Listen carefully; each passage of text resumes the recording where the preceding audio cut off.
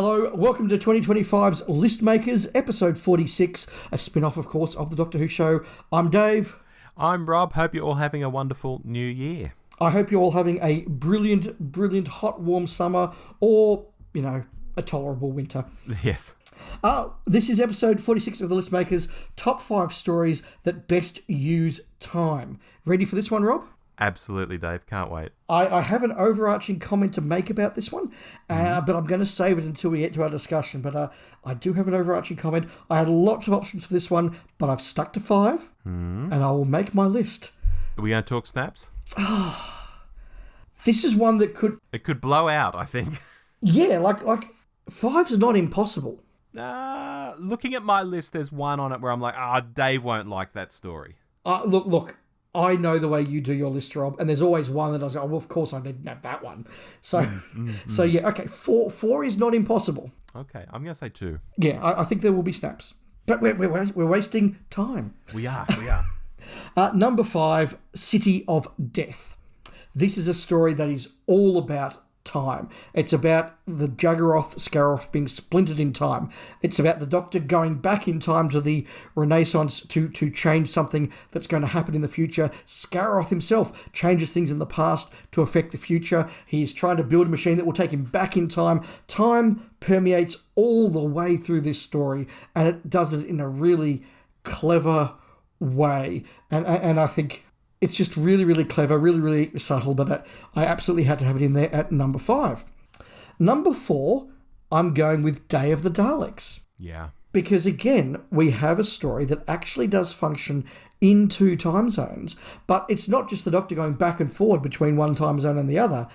What happens in the future affects what happens in the past, which affects what happens in the future. And that time paradox, that wonderful moment of, you did it yourselves. I just think it's a wonderful thing to do, and it plays with the idea of time, and it uses time fundamentally. It's about time travel, and it's about the effects of one zone on the other. I think it's just a really cool use of time that didn't jump out at me at first when I was making the list, but when I saw it, I thought, yeah, absolutely. For sure. Speaking of 2 time zones, number 3, I'm going to the Davison era, Mawdryn Undead. Nice. This is a very rare use of time for the story in this era, but a very clever one. It is one where Peter Grimwade, as the writer, has very clearly, very carefully plotted out not just where each character is in each time zone, but how it goes through their particular life, but also where objects are. Where's the capsule? How does that get from one time zone to the other? Does it pass through? Where's the homing device? How does that go from one time zone to the other, and how does it affect it? How the Brigadier's memories of one time zone affect his actions in another time zone. And look, there are problems with Mawdryn Undead in some of the execution of it, but that fundamental idea of, again, having 2 time zones and having characters move between those time zones, having objects move between those time zones, and everything affecting it. And when you stop and actually plot out, where did the Brigadier go? Where did Turlo go? Where did the capsule go? It all works really well. It's very clever, and I'm surprised that the show hasn't done more of that. Very good. Number 2, I'm up to the Matt Smith era, and I'm going with Big Bang. Okay. Now, Big Bang is not a favourite story of mine. It's not from a favourite season of mine. I think that is very fair to say. But I can remember watching Big Bang go out at the time, and all the stuff where Smith is going back and forward in time, and he stops to grab the mop, and then he stops to grab the hat, and then he does this, and then he stops to use that. I just remember sitting there going, okay, this is quite brilliant. Yeah. It is complex, but easy to follow. It is entertaining and funny, but not to the detriment of the drama. It is absolutely, I think, some of the best of that Moffat-y, timey-wimey writing. And I think that, as I say, it's just stuck in my mind ever since I saw it, which was a long time ago now, just how clever and effective that use of time was. And so just for that little bit, I thought the Big Bang has to be right up there. Nice. Number 1, again, not a shock to long-time listeners of this podcast, one of my favourite stories. I'm going back to Hartnell, and I am, of course, going with The Ark. Probably the first really big proper use of time. Maybe the Space Museum, but I'll talk about that a bit later on, and why I disqualified that. But this idea that we actually see the consequences of the TARDIS crew's actions 700 years later, I think is phenomenal. I think that the way the cliffhanger does that is just one of the greatest cliffhangers in Doctor Who's history. That moment where they see the statue and it's been finished, and you go, right, that means we've travelled forward 700 years and the head's a monoid. Okay, what's happened is really, really good. The way that legends play through from the first part of the story to the second part of the story is really, really clever. It's a fundamental use of the concept, not just of time, but of the TARDIS and the Doctor and his companions travelling in time and the consequences of that I think is just utterly, utterly, utterly brilliant. I love it. I could watch that story on a regular basis. The Ark is number one. One snap, Dave. One snap. I generally don't know which it could be. It could be any of them. Yeah, could be. What's your list, Rob? All right, Dave. In at number 5, I've got the Ark. There you go. That didn't last long. Didn't get the suspense there, Rob. Now, this is coming from my point of view. I've got this as a very basic entree into this topic because it's not like something really tricky happens with time. The Doctor and his pals meet some people, see what's going down on the spaceship, and they leave. They come back to the spaceship, so much time has passed, and dun dun dun, we have that big moment with the statue. It's a really cool moment in the story, and everything flows from there. But again, I find it's a very basic use of time travel, just going to the same place sometime later and something shocking has happened in the meantime. But I think it's a credit that even this old black and white 1960s story with alien creatures who look really silly with those Beatles wigs on, Dave, it still hits. It still works so well today. So I can't not have it on the list. But I put it in at 5. You put it in at 1. There you go. That's our step. Yeah. So there's 4 completely different stories out there. Okay. Yeah. Okay. In at number 4, I've got Vincent and the Doctor. And I'm going to stay basic here because sometimes I've been reading history texts or even just watching a movie based on historical events, and I've thought, what if I could go back and change something? Or what if I could go back and show X person that they'll be remembered hundreds of years later, even thousands of years later, and it could just be our little secret? What if you could go back and tell Alexander the Great, look, you're going to die next week, but you are remembered for all time? Would he be okay with that? I think about this at times, Dave. It keeps me up at night. And the Red Dwarf episode, Ticket to Ride, even has a spin on this where they convince JFK to assassinate himself. It's not as crass as it sounds, but he has to reset the timelines and he has to assassinate himself. You know, wild. And here, showing Van Gogh that he will be loved is such a beautiful moment, I think. I couldn't not have it. I've got to say, Rob, I have seen Ticket to Ride, and whilst I agree it's not quite as crass as it sounds, it is almost as crass as it sounds. Okay. In at number 3, I've got A Christmas Carol. In the old Dickens story, we had Scrooge visited by the spirits of past, present, yet to come. So how bloody obvious for Moffat, but how exciting that he took the idea and ran with it and gave it a timey-wimey twist. You know, we've got the grumpy Scrooge-like character. We have him dealing with issues in the present, obviously, like the crashing spaceship, but then we have his child version, his adult version, thanks to time travel. It's all in there, and rather than anything supernatural going on like in the Dickens story, it's all, again, thanks to time travel. So it's absolutely central to all of this story happening, full stop. And it's a story I've always had a real soft spot for, so it's elbowed its way in here to number 3. Sue me, I can be a bit of a sentimental softie sometimes, Dave. Fair enough. In at number 2, I've got Father's Day, and this was a favourite in Series 1. Did the penny just drop for you? Yeah, sorry, yeah. I'm not interrupting. Go on. Okay. It was a favourite for me from the moment I saw it. You know, the piece resonated with me from the companion asking to see her dad. I mean, that's what every companion would want, isn't it? If not to see a parent who has passed, then what about a grandparent or an aunt or an uncle or even a best friend or whatever? It's the most basic thing you could want when something's taken away.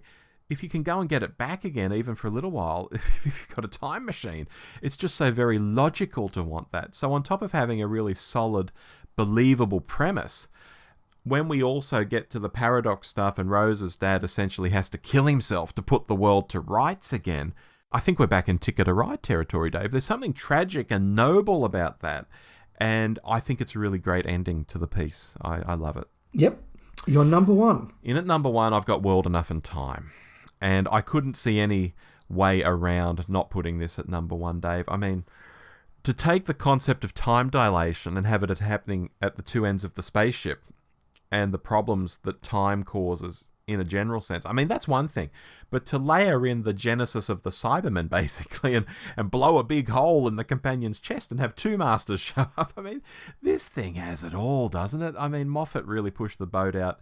And contractually, I'm obliged by the rules of this podcast to say it should have been Capaldi's final story. Can you imagine? You are, yes. I mean, I know you can imagine because we talk about it all the time. I think we talked about it on List Makers a few months ago. Capaldi would have gone down, I think much like Davo, of having an era of wildly varying quality, but an absolutely fantastic regeneration story, full stop. That's my list. I've got runners-up, but that's my list. Yep, I've got runners-up as well, and one that I'm surprised didn't make both our lists. But the overarching comment I foreshadowed at the start of the podcast was, when this topic came out of the hat last month, I thought this is going to be one of the easiest topics we've ever had. Yeah. How hard is it going to be to find 5 of these? And then when I started going through the list of stories and started trying to pluck ideas out of my head, I thought, this is harder than I thought it was going to be. Because a show that's premised around the concept of time travel doesn't use time all that much, and doesn't use time well much at all. And I actually did struggle to put a list together that I was really happy with. How did you find it, Rob?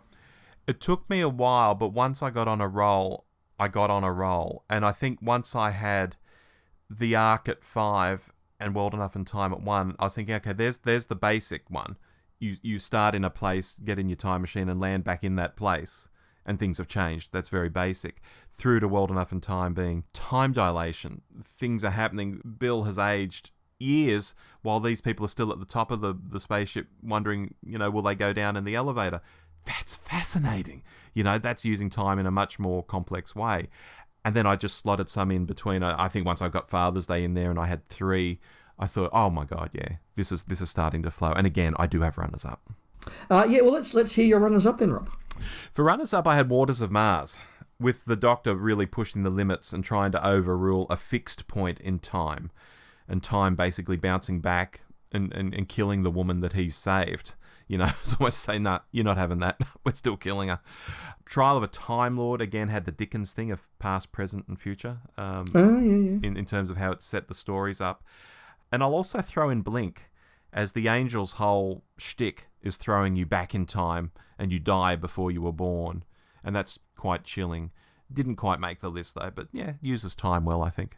Yeah, look, my runners-up, I had the Daleks Master Plan, because that is using time as a weapon, which I think is a really cool concept, but it wasn't a big enough fundamental part of the story to have it on the list. Not overall, no. I had Invasion of the Dinosaurs, because, look, that's a cool story I love, and it is about bringing things back from the past and rolling back time. So I think that could have been very much in the list. That's probably the one I most regret not getting in there. Mm-hmm. And like you, I had Blink. Yeah. And I think that it was inevitable we were both going to have a Moffat story or 2 on our lists. Yes. In the end, I went with Big Bang. You went with World Enough and Time. And you also had Christmas Carol. And you also had Vincent and the Doctor from Moffat's era as well. Yeah. Blink could have fitted into either of our lists. If it was just that scene where they're watching the video that they write the script of that goes back in time so they can make the video. If it was just that scene, I think that would have been really, really high on the list. But it doesn't quite flow through the whole story quite enough to have got on the list for me. Talking of Vincent and the Doctor, do you ever have those historical moments where you think, what if I could go back and, I don't know, tell Julius Caesar that he's, don't go to the Senate that day or something? Would you do it? Or if you did do it, would Caesar be quite stoic and go, well, if that's how history's going to work out, I've got to do it? Yes, and it comes down to something you sort of started to talk about there, Rob. And we talked a little while ago about the motivation of villains and villainesses. We talked about that in the List Makers a couple of months ago. And that egomaniac, that megalomania to think that you should be the one that rules the world. But also, I think a part of all these dictators is that desire for immortality. That desire that even if they can't physically live forever, their presence and their memory will live forever. And I do wonder, yes, if you went back to Julius Caesar or Alexander the Great or Augustus or many of these people and said, look, you will live out a mortal life and die, but you will be immortal. Yeah. You will be remembered forever. Would that be what they wanted? Yeah, I think that's a fascinating fundamental question. Yeah. Or is their interpretation of immortality even the same as ours? Because the world was just so different then. I mean, you think of today, we can get on a jet plane and go over, wherever we want in the world within a day.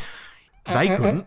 And that's before we get into theological desires of what's in the afterlife, which... Well, yes. We're not going to go down that path in our 20 minutes. I mentioned, Rob, that I discounted the Space Museum. And that's because, look, whilst... there is that concept of jumping a time track that does happen to set up the premise of the show. I actually think it kind of wastes that premise. I think that even though they do the whole thing of, well, we've seen our future now, we have to change it, there isn't quite that sense of, well, we're going to do this thing and do this clever thing and that's going to happen. There's just this sort of very vague, well, look, we tried some stuff and, I don't know, maybe it worked. Yeah. It doesn't quite deliver on that concept of time in the way that I think the Ark does. No, not at all. The arc is shocking when you have that moment. The dun-dun-dun moment. Yeah. Yeah, and very, very different and very new. I mean, it was only 1966, I think the Ark was out. Yeah. Yeah, no, fabulous. Fabulous stuff. Father's Day is the one on your list that I heard and thought, bugger, I wish that was on mine. Yeah, you had a reaction there and I picked up on it and I thought, that's funny thought, Yeah, no, that's a really good pick. And you're right, it does land the emotion of having to fix the timelines really, really well. So I think that was really, really good. Christmas Carol. Yeah. I think if we're being very, very abstract and literal about good use of time, I think that's in there. I, however, don't like it because I can't get past the manipulative nature of the Doctor in that. There's something about that story that just sits really badly for me. It's not quite as bad as the Doctor grooming a young girl in another Moffat written story a couple of years earlier. But there is just something I find very, if not immoral, certainly unethical about the way the Doctor does it. Do you like the Seventh Doctor when he manipulates people? I think he manipulates them in a different way. He manipulates them in the here and now. Okay. Going back to change someone's personality to make them be the person you want them to be. Yeah. That to me sits very badly. And although there's a wonderful central performance in there, I do dislike that story and that concept just because just for me it just sits in a really awkward place. So it's like the Doctor knows best. He's not leaving it up to people to make the change themselves.